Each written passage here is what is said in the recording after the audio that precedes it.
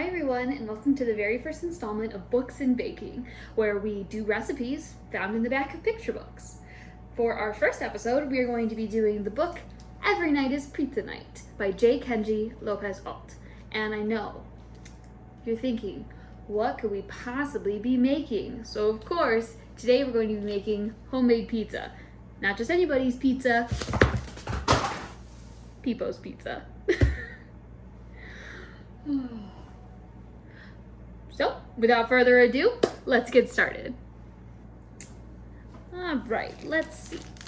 According to our recipe, we are going to need 2.5 cups of flour, 1.5 teaspoons of table salt, 2 teaspoons of instant or rapid rise yeast, 1 cup of water, and 2 teaspoons of olive oil.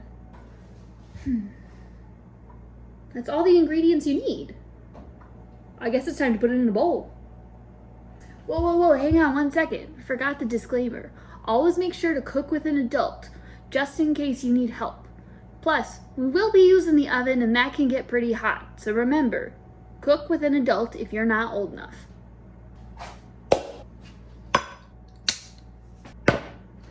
Alright, now, I've grabbed the biggest bowl I have, just in case I need the space, my measuring cups, my measuring spoons, and my measuring glass. We can start measuring ingredients. Now, according to our recipe, we just need to mix the flour, salt, and yeast in a big bowl with your hands or a wooden spoon. That sounds like a good time. I like to start with flour, because it's the base of all good doughs. This recipe calls for 2.5 cups of flour. It's always good to level off the flour to make sure you're getting the exact amount you need.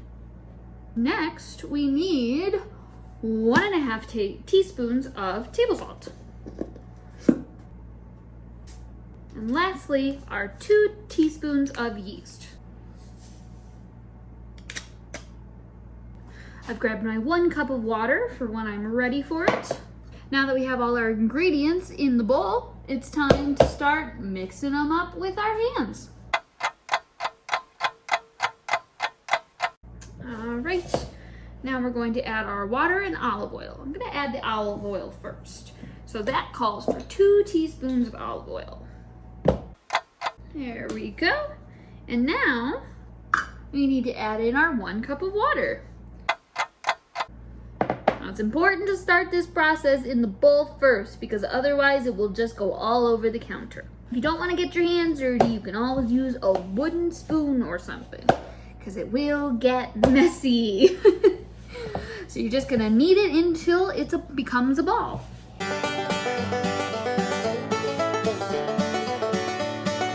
The gluten monster.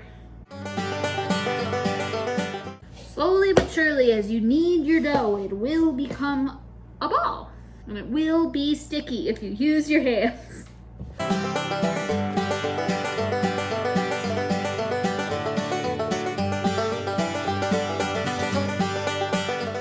Now, once your hands are a mess and your dough is now a ball, that's when we're going to dump it onto the counter. Give me 1 sec. Now, you're going to make sure to flour your counter. And yes, I still have dough hands. Once your counter is floured, you're going to dump your dough onto the counter and start kneading. Mine's a little sticky.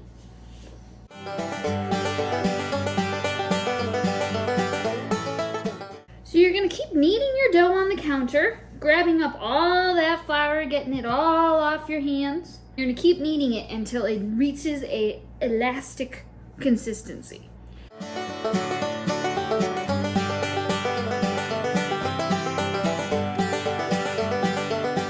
Alright, as you can see, I have a ball of dough. Slowly but surely it came together. Alright, now that your dough is nice and elastic, it is ready to sit for a bit. And you need to use 2 10-inch baking pans, kind of like cake pans. I unfortunately only have 9-inch ones, but I think they're going to do the same trick. What you need to do is put a little bit of olive oil on your cake pans. And then using your hands, you're just going to make sure you coat the whole bottom of your pan. Now, One last thing we need to do is divide our ball in half.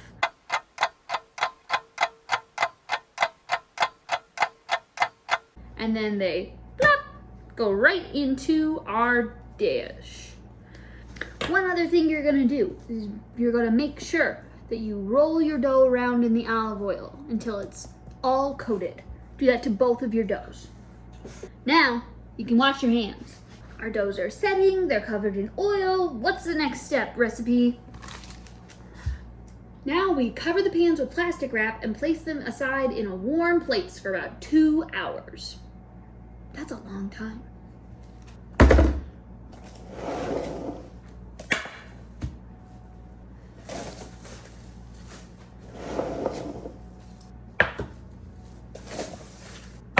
There we go. Pans are all covered.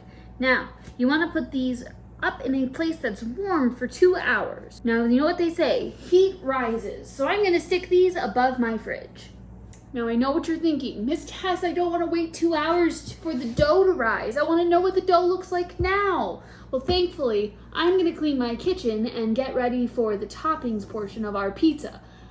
And you only have to wait 2 seconds. When there are 30 minutes left, that's when you should start your oven.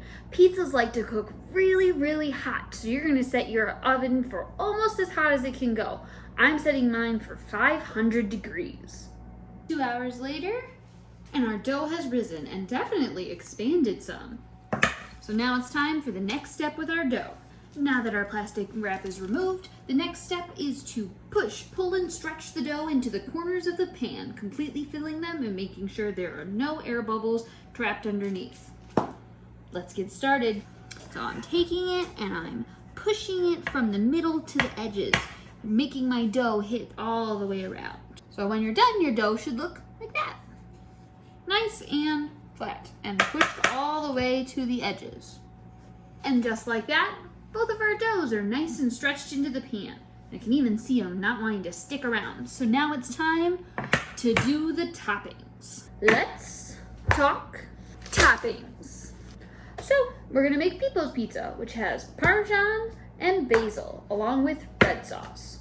For your pizza sauce, you only need 1.5 cups. I'm gonna use a small can because I probably won't need as much sauce because I'm only making 2 pizzas. I've got my red sauce, basil, pepperoni, and because I love cheese, I got 3 kinds of mozzarella. So now that we have all the toppings, it's time to put them on their pizza. Let's make Pippo's pizzas first. Pippo, of course, needs red sauce. I'm taking it and I'm just smoothing it out all across my pizza. Pippo likes basil and Parmesan. So we're gonna start with some basil, which I'm gonna put underneath. And now some Parmesan. I'm gonna do a little bit more with Pippo's by adding some more mozzarella on top of the Parmesan. Now when you're spreading your cheese, you wanna make sure it goes across the whole pizza so everything gets nice and melty. But also, if you don't make sure the cheese is even, then it's not gonna cook evenly either. And there we have it, Pippo's pizza. And now I'm gonna make the second one too. That one's just gonna be pepperoni and cheese. Now, according to our recipe, we should pop these in the oven for about 12 to 15 minutes, but it does depend on your oven, so make sure to keep it on. So we're gonna make sure the rack of our oven is on the lowest level and we're gonna pop them in. Let's see how long it takes. And now while we wait for our pizza to cook, let's talk about our story a little bit. Or I should probably clean up my counter first. Give me 1 sec. And presto, my kitchen is clean. I wish it was that easy. Every Night is Pizza Night follows our main character, Pippo, who believes that pizza is the best food ever and we should have it every night. But her parents tell her that she needs to broaden her horizons, go see what other foods there are, and she's just so sure that pizza is the best food, so she goes through her neighborhood trying to make sure and trying to see what other foods are out there. For instance, this is Eugene, Pippo's neighbor. Eugene thinks the best food is not pizza. Eugene thinks the best food is bibimbap. Pippo is confused by that because Eugene says the bibimbap that he eats is an old family recipe. And she wonders, pizza is an old family recipe. Her papa found it on the back of a bag of flour. Next time, Pippo goes down the hall to where her friend Farah lives. Farah believes the best food is tahine, but Peepo's never heard of tahine. So we learn all about cooking a brand new dish while wondering, is pizza the best one? To make sure that pizza is the best thing, she does go and collect more data. This is one of my favorite parts of the story. This is just after Peepo finished talking to Mr. Gonzalez, who owns the market, because he says that while pizza is the best food, there's other things that are the best food too. And so she wonders, is he right? How can so many things be the best? How can science explain that? Pizza always tastes good. Does that make it the best? Is the best food a family recipe?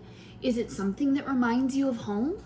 Is the best food the kind that says, I love you without making a sound? Or is it just something you'd like to share? Time to get baking. And Peepo runs off to do her experiment. A pizza experiment, much like the one we just did. So to find out what Peepo does, you can come check out our book at the library all about how every night is pizza night. All right, our pizzas are almost done, but you need to make sure your adult helps you take them out of the oven because these pans are gonna be hot, hot, hot, and you do not wanna touch them. So let's pull our pizzas out of the oven. I am so excited and I am so hungry, I can't wait to eat them.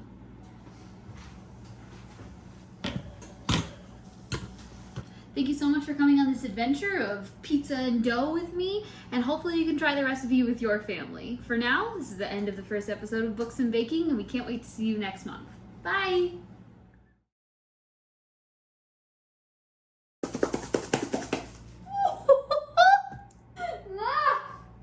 My hand was on top! Pizza, pizza time. Pizza, pizza time. Get them! They're beautiful! Pizza. Oh, it's got a nice crunch to the crust too.